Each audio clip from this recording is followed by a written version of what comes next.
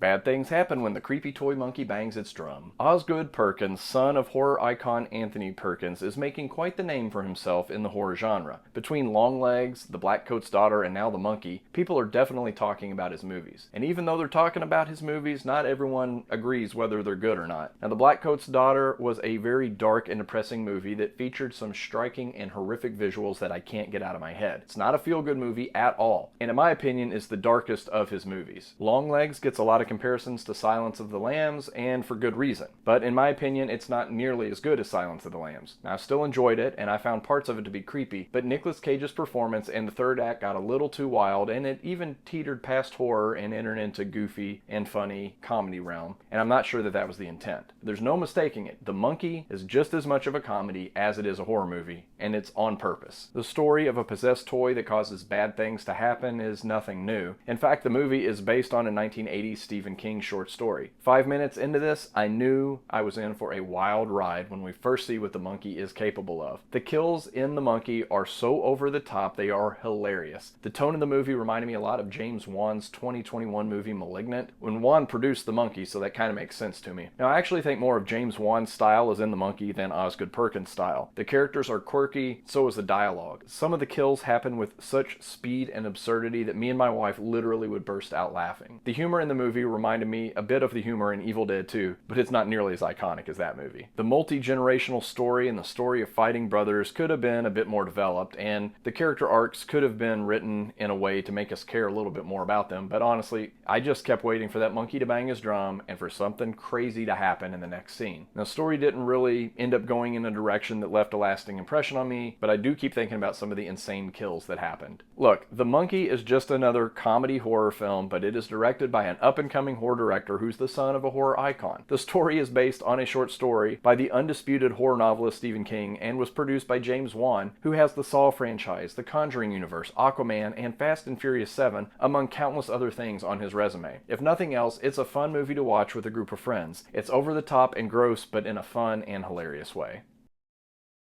Bloody curtains, eating ice cream by a mossy tree, holding hands on the couch, looking into the eyes of a toy, smiling while playing the drums.